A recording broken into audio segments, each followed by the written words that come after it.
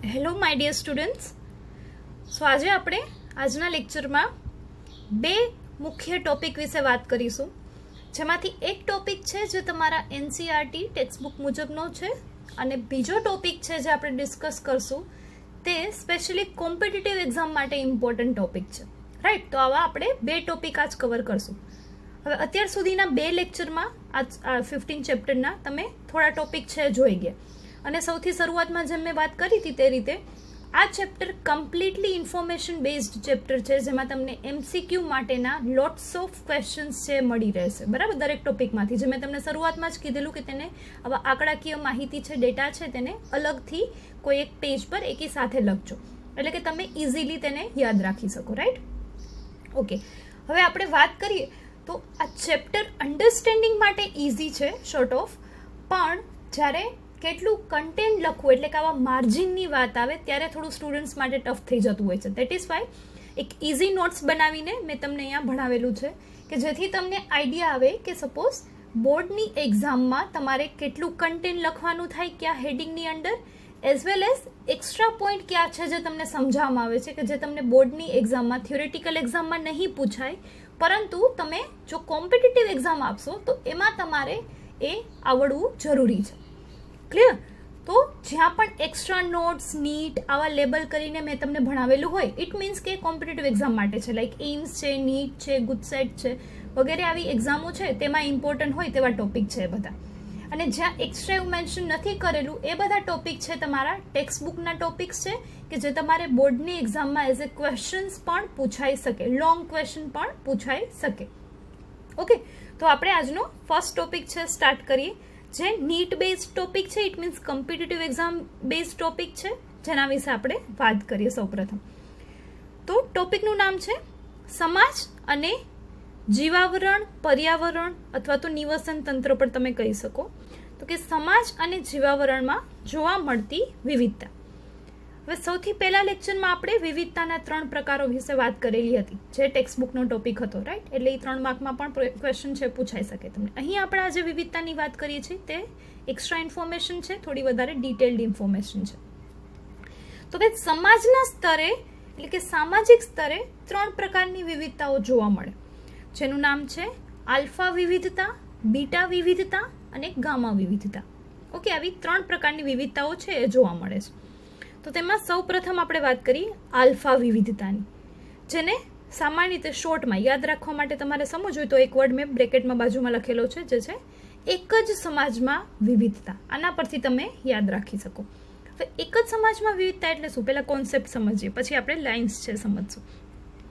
તો કોઈ પણ આલ્ફા છે નાના વિસ્તાર પૂરતી મર્યાદિત હોય, એટલે માનો કે ફોર એક્ઝામ્પલ આપણે કોઈ એક સિટીના કોઈ એક એરિયાની વાત કરી.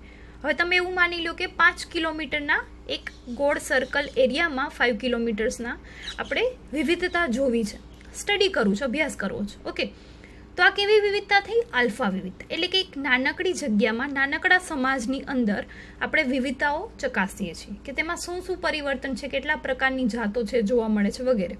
ઓકે, તો આ વાત થઈ આલ્ફા વિવિધતા છે ને કહેવાય. તો કે એક જ સમાજમાં એક જ પ્રકારના એરિયામાં એક જ પ્રકારની કોમ્યુનિટીમાં આપણે અભ્યાસ કરીએ તેને કહેવાય આલ્ફા વિવિધતા. હવે થિયરીની વાત કરીએ આપણે તો એક જ પ્રકારની જાતિ કે સમાજમાં જોવા મળતી વિવિધતા, તે એવી જાતિઓમાં વિવિધતા દર્શાવે છે કે જે એક જ સમાજની રચના કરે છે અથવા તો કોઈ એક સ્થાન પર વસવાટ કરે છે. આવા પ્રકારની વિવિધતા સામાન્ય રીતે ઓછી જાતિઓ કે સમુદાયો પર લાગુ પડે છે. હવે જો એક જ પ્રકારના સમાજની વાત છે અહીંયા, એટલે આપણે અહીંયા ઘણા બધા અલગ અલગ પ્રકારના સમાજોને ભેગા મળીને વિવિધતાની ચકાસણી નથી કરતા, પરંતુ એક નાના લેવલ પર સ્મોલ સ્કેલ ઉપર સ્ટડીની વાત કરીએ છીએ. ક્લિયર? તો એને કહેવાય આલ્ફા વિવિધતા. સેકન્ડ છે બીટા વિવિધતા, જે વિવિધ સમાજ વચ્ચેના અભ્યાસની વાત છે. બરાબર, બીટા વિવિધતા. તો હવે આ પ્રકારની વિવિધતા છે એ જાતિઓની વિવિધતાને બે સમાજ વચ્ચે દર્શાવવામાં આવે છે, અથવા તો બે વિવિધ રહેઠાણો એટલે કે જગ્યાઓ વચ્ચે દર્શાવવામાં આવે છે. સ્વાભાવિક છે ને, અલગ અલગ બે જગ્યાએ વસવાટ કરતા સજીવો હોય એની વિવિધતા પણ અલગ અલગ હશે. જેમ કે મીઠા પાણીની માછલીઓ અને ખારા પાણીની માછલીઓ. તો આ બંને માછલીઓના પ્રકાર અલગ હશે, કેમ કે એટલે જ તો એના શરીરની રચનાઓ અલગ છે, એટલા માટે તો એવા જગ્યામાં વસવાટ કરી શકે છે, રાઈટ. એટલે આવી બે અલગ પ્લેસની વાત કરીએ છીએ આપણે, કેમાં? બીટા વિવિધતામાં. ઓકે.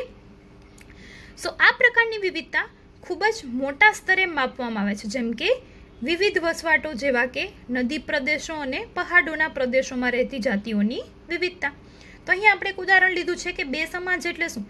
તો કે એક માનો કે નદી પ્રદેશમાં રહેતી જાતિઓ અને બીજી પહાડી પ્રદેશમાં રહેતી જાતિઓ, આ બે વચ્ચે કંઈક આપણે અભ્યાસ કરવો છે કે શું ફેરફાર છે, એવું શું એમાં અલગ છે કે જે એક જાતિઓને પહાડ પર રહેવા માટે અનુકૂલિત છે, જ્યારે બીજી જાતિઓને નદી તટ પ્રદેશના આસપાસ રહેવા માટે અનુકૂલિત છે.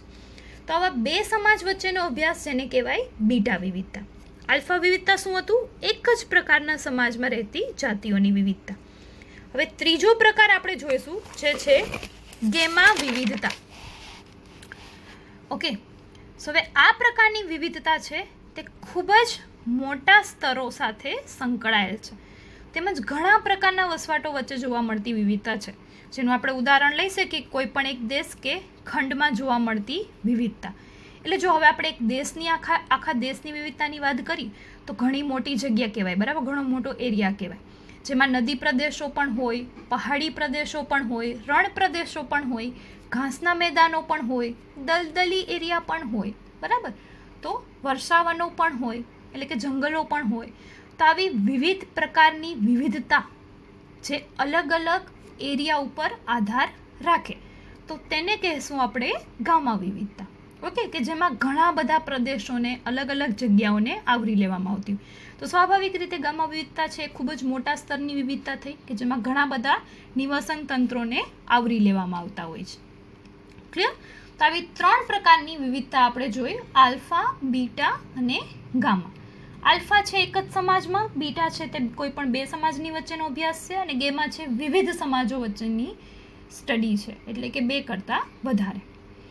ઓકે, હવે આપણે નેક્સ્ટ ટોપિક જોઈએ જે ઇમ્પોર્ટન્ટ ટોપિક પણ છે, વન ઓફ ઇમ્પોર્ટન્ટ ટોપિક જે છે જૈવ વિવિધતાની ઉપયોગિતા. ઓકે, હવે આપણે જૈવ વિવિધતાની ઉપયોગિતાની વાત કરીએ જ્યારે, તો આપણને એક પ્રશ્ન થાય પહેલાં તો કે આવી બધી જૈવ વિવિધતાઓનો અભ્યાસ કરવાની, આટલું બધું ડિટેલ સ્ટડી કરવાની શું જરૂર છે? જૈવ વિવિધતા હોય ન હોય શું ફરક પડે છે? બરાબર, આવા ઘણા બધા ક્વેશ્ચન્સ છે એ આપણને થઈ શકે. હવે જૈવ વિવિધતા માટે આપણે વાત કરીએ તો શું કામે ઉપયોગી છે તેના અહીં તમને અમુક પોઈન્ટ્સ છે દર્શાવેલા છે. તો કે જેમાં પહેલું છે પ્રાણીઓ અને વનસ્પતિઓમાં જોવા મળતી વિશાળ વિવિધતા ઘણા પ્રકારની ખાદ્ય સામગ્રી તેમજ રેસાઓ છે એ આપે છે. હવે આનો શું મતલબ? તો સ્વાભાવિક રીતે જેટલી અલગ અલગ પ્રકારની વનસ્પતિ છે તેના પ્રમાણે તો આપણને વિવિધ પ્રકારના શાકભાજી, વિવિધ પ્રકારના ફળો, પછી રેસાઓ છે પ્રાણીઓમાંથી, તો આ બધું આપણને મળી રહે છે. હવે આવું ક્યારે મળે? જ્યારે વિવિધતા હોય ત્યારે. માનો કે એક જ પ્રકારની વનસ્પતિ છે આખી પૃથ્વી પર હોત તો આપણને એક જ પ્રકારની પ્રોડક્ટ મળતી હોત, બરાબર, અલગ અલગ વસ્તુ ના મળતી હોત આપણને. તો એક પહેલો ફાયદો છે, પહેલી ઉપયોગિતા છે. બીજું શું? તો કે પર્યાવરણ તેમજ જીવાવરણ વચ્ચે સંતુલન સાધવા. હવે પર્યાવરણ અને જીવાવરણ વચ્ચે સંતુલન, બરાબર, એનો શું મિનિંગ? એટલે તમને લોકોને ખ્યાલ છે, નાના સ્ટાન્ડર્ડમાં ભણીને આવેલા છો તમે બધા, કે એક ફૂડ ચેઇન, આહાર શૃંખલા હોય, બરાબર, જેમાં પ્રથમ સ્તરે હોય ઉત્પાદકો, એટલે કે એને કહેવાય વનસ્પતિઓ, પછી આવે તૃણાહારીઓ, એટલે કે વનસ્પતિને ખાતા પ્રાણીઓ, જેને ઉપભોગતા કહેવાય, બરાબર, એટલે આવી વનસ્પતિઓનો જે ખોરાક તરીકે ઉપયોગ કરે છે, જેમ કે હરણ છે, આવા પ્રાણીઓ. તેના પછી ત્રીજા ક્રમે આવે દ્વિતીય ઉપભોક્તાઓ, એટલે કે આવા તૃણાહારીઓને ખાનારા માંસાહારી પ્રાણીઓ, બરાબર, તો એ પણ છે. હવે જો આવા પ્રકારની એક આખી સળંગ શૃંખલા હોય, આહાર શૃંખલા જેને આપણે કહીએ સમાજમાં, બરાબર. હવે માનો કે કોઈ પણ એક જગ્યાએ કોઈ પણ જાતિ છે નષ્ટ થઈ જાય, માનો કે વનસ્પતિની ઘણી બધી જાતિઓ નષ્ટ થઈ ગઈ, તો હવે આ જાતિઓને ખોરાક તરીકે ઉપયોગ કરતા પ્રાણીઓ છે, તૃણાહારી પ્રાણીઓ, તે પણ નષ્ટ થઈ જશે, કેમ કે તેમનો ખોરાક જતો રહ્યો. અને જો આવા તૃણાહારી પ્રાણીઓ મરી જશે, નષ્ટ થઈ જશે, તો તેને ખાનારા માંસાહારી પ્રાણીઓ પણ નષ્ટ થઈ જશે. તો આમ કોઈ પણ એક કે બે જાતિના લુપ્ત થવાથી પર્યાવરણમાં ઘણી બધી મોટી નુકસાની થાય છે, કેમ કે તેની સાથે સંકળાયેલી બધી જ જાતિઓ છે એ નાશ પામે છે ધીમે ધીમે. ક્લિયર? તો આમ જૈવ વિવિધતા છે એનો બીજો ઉપયોગ શું છે તો કે તે પર્યાવરણ અને જીવાવરણ વચ્ચે સમતુલન સાધે છે, સમતુલન જાળવી રાખે છે. એટલે જ્યાં સુધી વિવિધતાઓ છે ત્યાં સુધી આવા બધા જ પ્રાણીઓ છે એ સારી રીતે સર્વાઈવ કરી શકે, જીવી શકે. ક્લિયર? ત્રીજો પોઈન્ટ છે જૈવ વિવિધતાની જાળવણી ઘણા રોજગાર એટલે કે વેપારમાં પણ ફાયદાકારક છે. જેમ કે ઉચ્ચ જાતના પાકો, વનસ્પતિઓની એવી જાતો કે જે કીટકોથી રક્ષાયેલી છે, બીમારીના ઈલાજ માટે મળતી દવાઓ કે જે વનસ્પતિમાંથી મળતી હોય છે, તેના રસાયણોમાંથી મળતી હોય છે વગેરે. તો હવે અહીં આપણે વાત કરી એક કીટકોથી રક્ષાયેલ વનસ્પતિની જાત. તો આના વિશે તમે ડિટેલમાં બાયોટેકનોલોજીના જે ચેપ્ટર છે, ચેપ્ટર નંબર 11 અને ચેપ્ટર નંબર 12, તેમાં આપણે વધારે ડિટેલમાં સ્ટડી કરશું એ સમયે. અત્યારે તમને થોડો એક આઈડિયા આપી દઉં કે શું છે. તો કે આપણે હવે જો વૃક્ષોમાં ઘણી બધી જીવાતો છે પડી જતી હોય છે, કીટકો છે લાગી જતા હોય છે, બરાબર. તો હવે આવા પાકથી બચવા ખેડૂત શું કરે તો કે તેના પર રસાયણોનો છંટકાવ કરે, એટલે કે ખાતર જેને આપણે કહીએ, કેમિકલ્સ છે છાંટતા હોય છે, બરાબર. પણ આ કેમિકલના લીધે આવી જીવાતો તો મરી જાય છે, એટલે કે પાક તો રક્ષાઈ જાય છે આપણો, પણ બીજું શું નુકસાની થાય તો કે આવું રસાયણ છે એ વનસ્પતિ મારફતે આપણા શરીરમાં પ્રવેશે છે, જે હાનિકારક છે, નુકસાનકારક છે, અમુક તો ઝેરી પણ છે, બરાબર. તો અહીં આપણે શું વાત કરીએ છીએ કે આવી પાકની જાતો વિકસાવવી, તેના જનીનોમાં ડીએનએમાં એવું પરિવર્તન કરી દેવું કે જેને લીધે થઈને પાક પોતે જ પોતાની જાતને રક્ષણ કરવા માટે સક્ષમ હોય, એટલે તેને કોઈ પણ કીટકો છે ખાઈ શકે નહીં. તો આવું કેવી રીતે થાય, કેમ થાય, કયા પાકમાં આવા એક્સપેરિમેન્ટ કરવામાં આવ્યા, તે વિશે આપણે ડિટેલમાં 11-12 ચેપ્ટરમાં ભણીશું.